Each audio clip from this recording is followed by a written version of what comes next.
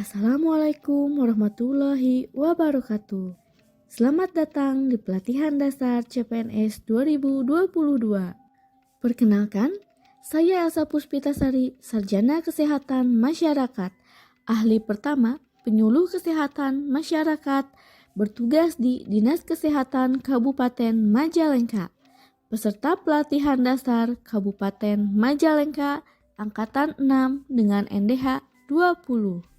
Video kali ini saya akan membahas identifikasi isu terkait upaya mewujudkan smart governance dengan menggunakan perspektif manajemen ASN dan smart ASN. Berikut adalah tabel identifikasi isu. Saya memiliki jumlah 6 isu. Isu yang pertama, dokumen belum tertata rapi. Gambaran isunya adalah pengarsipan berkas seperti surat keputusan, surat masuk, surat keluar, nota dinas, LPJ, dan sebagainya. Baik secara manual maupun digital masih belum terorganisir dengan baik. Dampak isunya adalah kesulitan menemukan berkas yang diperlukan secara cepat. Pihak yang terdampak yaitu seksi promosi kesehatan. Isu yang kedua yaitu kurangnya sarana prasarana di seksi promosi kesehatan. Gambaran isunya adalah sarana prasarana yang kurang di seksi promosi kesehatan seperti media KIS seperti kamera, infokus, dan laptop yang mendukung pembuatan media KIS. Dampak isunya yaitu tidak maksimalnya pengerjaan kegiatan promosi kesehatan dan harus meminjam terlebih dahulu ketika dibutuhkan dalam suatu kegiatan. Pihak terdampaknya adalah Dinas Kesehatan, Bidang Kesmas, Puskesmas, Seksi Promosi Kesehatan. Isu yang ketiga yaitu rendahnya cakupan PHBS pada indikator perilaku merokok di dalam rumah. Gambaran isunya adalah cakupan PHBS di Kabupaten Majalengka sebesar 42% dengan target sebesar 60%. Artinya cakupan PHBS Kabupaten Majalengka masih di bawah target. Dampak isunya adalah dapat mengakibatkan terjadinya penyakit khususnya yang berhubungan dengan pernapasan.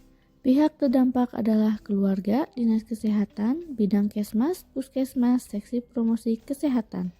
Isu yang keempat adalah rendahnya cakupan strata purnama mandiri desa siaga aktif. Gambaran isunya adalah cakupan strata purnama mandiri desa siaga aktif di bawah target yaitu sebesar 36%, sedangkan capaian target sebesar 45%. Artinya, cakupan strata purnama mandiri desa siaga aktif di Kabupaten Majalengka masih di bawah target.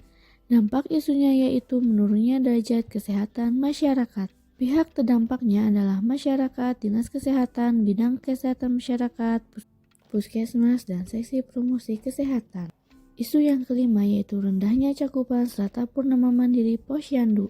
Gambaran isunya adalah cakupan strata purnama mandiri Posyandu masih di bawah target yaitu sebesar 45% sedangkan target sebesar 60%. Artinya cakupan strata purnama mandiri Posyandu di Kabupaten Majalengka masih di bawah target. Dampak isunya adalah Posyandu yang tidak mandiri.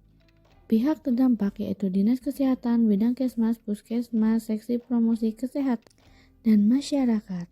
Isu yang keenam yaitu kurangnya koordinasi lintas program yang tidak melibatkan promosi kesehatan di kegiatan program. Gambaran isunya adalah beberapa bidang kurang kooperatif untuk dapat berpartisipasi aktif dalam pelaksanaan program kegiatan yang dilaksanakan oleh bidang lain.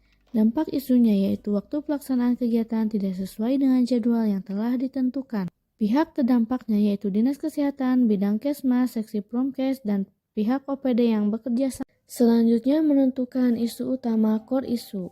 Berdasarkan identifikasi isu yang telah dipaparkan, selanjutnya perlu dilakukan proses analisis isu untuk menentukan isu mana yang merupakan prioritas yang dapat dicarikan solusinya. Proses tersebut menggunakan analisis USG. Berdasarkan hasil analisis isu menggunakan metode USG, didapatkan isu yang menjadi prioritas untuk segera diatasi adalah masalah rendahnya cakupan PHBS pada indikator perilaku merokok di dalam rumah. Isu prioritas selanjutnya itu dianalisis dengan pendekatan fishbone diagram untuk mendapatkan penyebab yang perlu diselesaikan. Penyebab masalah rendahnya cakupan PHBS pada indikator perilaku merokok di dalam rumah dari segi yaitu Kurangnya pengetahuan dan pemahaman yang lebih tinggi mengenai dampak buruk merokok di dalam rumah terhadap kesehatan bagi perokok aktif maupun pasif. Perilaku perokok yang sudah menjadi kebiasaan. Kemudian kurangnya kepedulian tentang bahaya merokok di dalam rumah dan bahaya menjadi perokok pasif. Dari segi metode yaitu penyuluhan dampak merokok di dalam rumah lebih tinggi. Kemudian dukungan atau motivasi dari keluarga. Kurangnya informasi dari kader mengenai anggota keluarga yang merokok dalam rumah. Dari segi material, yaitu kurangnya sarana informasi tentang dampak merokok di dalam rumah, dan belum tersedianya media mengenai dampak merokok di dalam rumah. Dari segi lingkungan atau environment, yaitu lingkungan keluarga perokok, tidak ada larangan dari anggota keluarga untuk tidak merokok di dalam rumah. Sosial budaya masyarakat dan adat istiadat. Dari hasil analisis Fishbone menunjukkan beberapa penyebab masalah gagasan kreatif untuk penyelesaian masalah tersebut, yaitu penyebab masalah yang pertama yaitu kurangnya pengetahuan dan pemahaman yang lebih tinggi mengenai dampak buruk merokok di dalam rumah terhadap kesehatan bagi perokok aktif maupun pasif.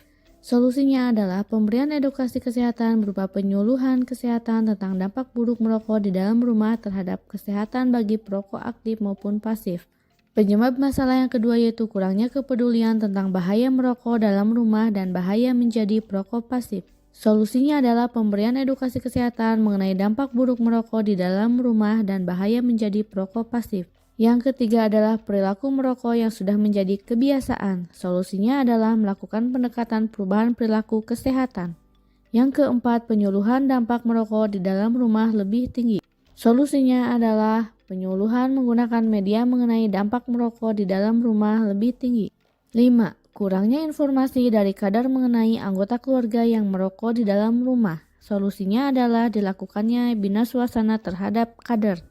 Yang keenam adalah dukungan atau motivasi dari keluarga. Solusinya adalah dilakukan pemberdayaan masyarakat kepada anggota keluarga. Yang ketujuh adalah belum tersedianya media mengenai dampak merokok di dalam rumah. Solusinya adalah pembuatan media mengenai bahaya merokok di dalam rumah. 8. Kurangnya sarana informasi tentang dampak merokok di dalam rumah. Solusinya adalah diadakannya sarana informasi tentang dampak merokok di dalam rumah.